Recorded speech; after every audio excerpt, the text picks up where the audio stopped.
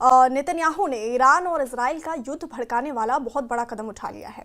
Lebanon पर Israel ने ऐसी एयर स्ट्राइक की जिसके बाद ईरान के पास सिर्फ दो ही रास्ते बचे हैं, या तो वो हिजबुल्लाह को इजराइल के रहमो करम पर छोड़ दे या फिर लेबनान को मोर्चे पर एक्टिव हो जाए।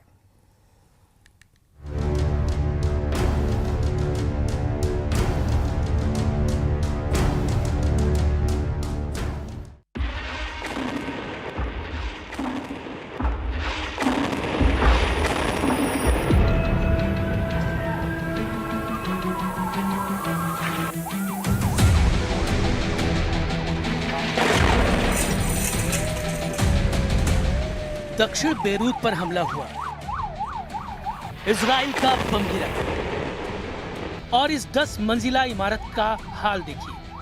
चारों तरफ अफरा तफरी। इजराइल ने बहुत बड़े टारगेट पर बम गिराया है।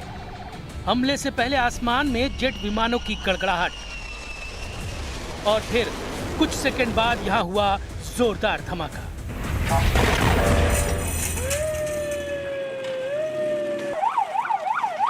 इजराइल ने हिजबुल्लाह के बहुत बड़े कमांडर हैसम अली तबतबाई को मार डाला है। हैसम अली तबतबाई ने ही हिजबुल्लाह की रजवान कमांडो फोर्स तैयार की थी। रजवान कमांडो फोर्स हिजबुल्लाह की सबसे खतरनाक फोर्स मानी जाती है। एक ड्रोन के थर्मल कैमरे से रिकॉर्ड की गई ये तस्वीरें देखिए। इजराइल ने ये वीडियो जारी किया है। बताया है कि कैसे उस अड्डे को उड़ाया गया जहां पर कमांडर तबतबाई के मौजूद होने की सीक्रेट जानकारी मिली। हमले को डिटेल से समझने के लिए AI से बनाया गया ये वीडियो देखिए। दक्षिण बेरूत पर उड़ते हुए टारगेट इजराइल के विमानों ने बम गिराए और फिर यहाँ अफरा तफरी देखिए। इजराइल ने हिजबुल्लाह के बड़े कमांडर हैसम अली तबतबाई पर नजरें गड़ाई हुई थी, इसमें कोई शक नहीं। युद्ध विराम के बावजूद लेबनान पर इजराइल की एयर स्ट्राइक जारी रही और अब ये बात पुख्ता हो गई है कि हिजबुल्लाह चीफ नईम कासिम ने अपना बहुत जिगरी कमांडर खो दिया है और इसकी वजह नेतन्याहू का बमबारी वाला ऑर्डर है। And a short while ago, the IDF attacked the Hezbollah chief of staff in the heart of Beirut, who led the strengthening and arming of the terrorist organization. Prime Minister Netanyahu ordered the attack upon the recommendation of the defense minister and the IDF chief of staff. तबतबाई हमेशा Israel के लिए बड़ा खतरा बना, चाहे वो 1993 की लड़ाई हो, 1996 की लड़ाई हो या फिर वर्ष 2000 और 2006 में हुआ युद्ध क्यों ना हो। वर्ष 2000 से लेकर 2008 तक तबतबाई ने खयाम बैटल फ्रंट पर कई ऑपरेशन अंजाम दिए। तबतबाई ने ही हिजबुल्लाह की रजवान कमांडो फोर्स बनाई थी जो बॉर्डर पर इजराइल के खिलाफ इस तरह के ऑपरेशन करती रही है और पूर्व में सीरिया बॉर्डर की तरफ ISIS से भी यही फोर्स लड़ी है। حزب الله كثير قوي. حزب الله عنده هاي الروحية، بيمتلك هاي الروحية وبيمتلك من القدرة انه يخطط ويبني ويطلع ويروح على مشهد يرجع يستعيد قدراته اللي هي الله سبحانه وتعالى ان شاء الله حتمكننا من الموضوع। लेबनान में अब ऐसे धमाकों ने हिजबुल्लाह के दिलो दिमाग को झकझोर कर रख दिया है। फिर देखिए, लेबनान में गिराए गए ऐसे हर बम पर नेतन्याहू के दस्तखत होते हैं। इस धमाके से निकले काले धुएं में एक बार फिर हिजबुल्लाह और इजराइल का नया युद्ध नजर आ रहा है। इस धमाके ने हिजबुल्लाह को एहसास दिला दिया है कि अगले टारगेट के तौर पर नेतन्याहू नईम कासिम को चुनने वाले हैं, यानी हिजबुल्लाह चीफ। अगर नईम कासिम को इजराइल टारगेट बनाता है तो समझ लीजिए गाजा से भी बड़ा युद्ध लेबनान में शुरू हो सकता है, क्योंकि फिर इसमें ईरान भी शामिल होगा और नेतन्याहू का असली मकसद भी ईरान से जंग है। इजराइल हिजबुल्लाह और हमास की आड़ में दक्षिण लेबनान पर बम बरसा रहा है, चाहे वो तायर हो या फिर सिदौन। फिलिस्तीन शरणार्थी कैंप इजराइल के टारगेट पर है। इजराइल का दावा है कि दक्षिण लेबनान में ऐसे टारगेट तबाह किए जा रहे हैं जहां इजराइल के खिलाफ साजिश हो रही है। צה"ל חיסל את עלי טבטבאי, רמטכ"ל ארגון הטרור חיזבאללה. טבטאי הוא רב מרצחים. ידיו מגואלות בדם של ישראלים ואמריקנים רבים. ולא בכדי, ארצות הברית הציעה פרס כספי של $5 מיליון על הראש שלו. טבטאי שימש כמפקד בכיר בכוח רדואן זה הכוח שהתכונן לכבוש את הגליל ולשחוט הרבה מאזרחינו. दक्षिण बेरूत में हुए हमले में हिजबुल्लाह के सबसे बड़े मिलिट्री कमांडर हैसम अली तबतबाई के अलावा 4 और डिप्टी कमांडर भी मार डाले गए। इसमें मुस्तफा ब्रू, रिफत हुसैन, इब्राहिम हुसैन और कासिम हुसैन बरजावी भी शामिल है। ये सभी लोग हैसम अली तबतबाई के साथ या आसपास ही मौजूद थे। 5 कमांडरों का एक हमले में एक साथ मारा जाना हिजबुल्लाह के लिए बहुत बड़ा झटका माना जा रहा है। सीरिया में जुलानी की हुकूमत आने के बाद से हिजबुल्लाह कमजोर हुआ है, इसमें कोई शक नहीं। लेकिन इस एंटी इजराइल फोर्स को फिर से ताकतवर बनाने के लिए नईम कासिम ने लगातार कोशिशें जारी रखी हैं। इस कड़ी में हैसम अली तबतबाई अब नईम कासिम का सबसे बड़ा और कारगर कमांडर बन चुका था। वो हिजबुल्लाह को फिर से खड़ा कर रहा था, रजवान जैसी कमांडो फोर्स को फिर से ताकतवर बना रहा था। और ये बात इजराइल के लिए बहुत बड़े खतरे की घंटी की तरह लगातार बज रही थी।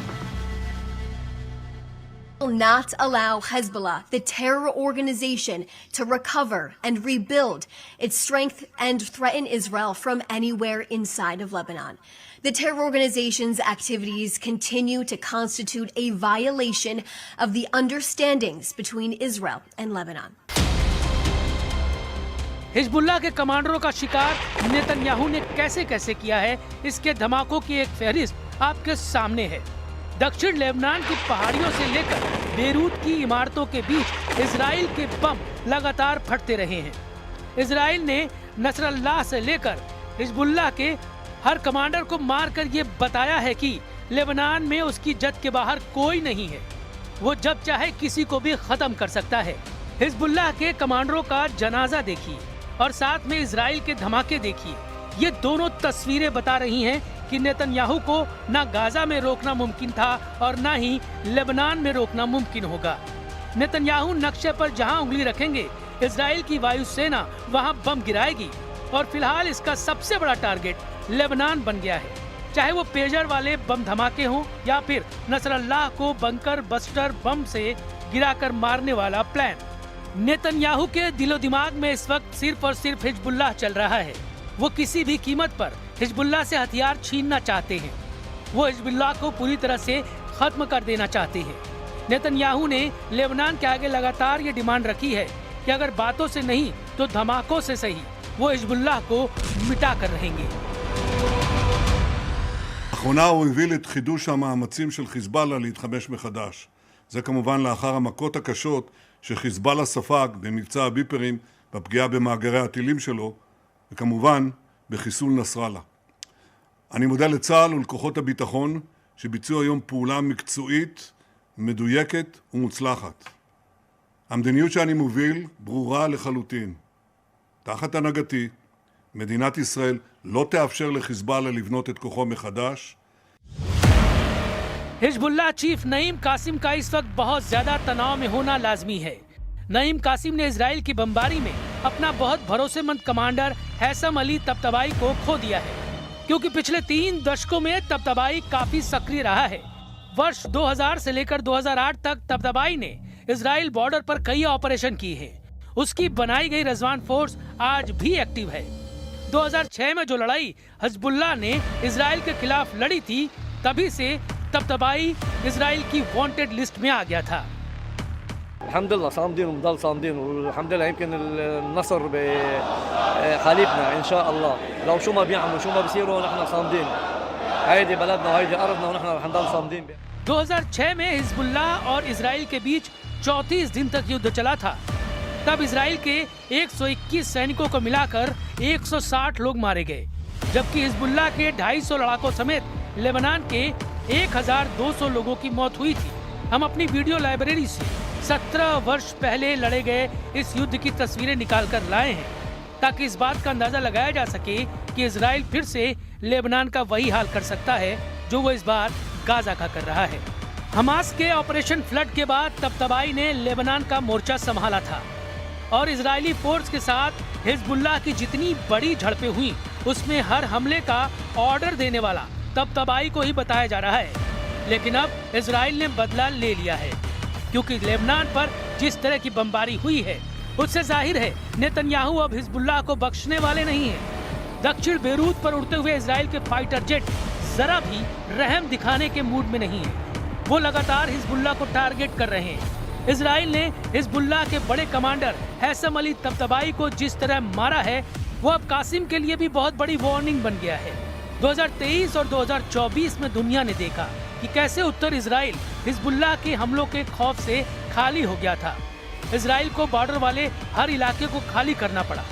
60 किलोमीटर के दायरे में करीब 50,000 की आबादी अपना घर छोड़कर दक्षिण इजराइल की तरफ चली गई थी। इसके बाद हुए सीज फायर में युद्ध तो रुका, लेकिन इजराइल के हमले जारी रहे। हसन नसरल्लाह की मौत और सीरिया वाला हथियार सप्लाई रूट कटने से हिजबुल्लाह बैकफुट पर चला गया और ये नेतन्याहू का ऐसा डबल ट्रैप साबित हुआ जिसके आगे ईरान भी मजबूर हो गया। नेतन्याहू जानते हैं कि हथौड़ा गर्म है, इसी वक्त वार करना जरूरी है। इसलिए सवाल है कि अब हिजबुल्लाह चीफ नईम कासिम कब तक सुरक्षित है, क्योंकि नेतन्याहू ने बता दिया है कि वो तो नहीं रुकेंगे। हमास के बाद उनके टारगेट पर हिजबुल्लाह है और अब ईरान भी उसे नहीं बचा पाएगा।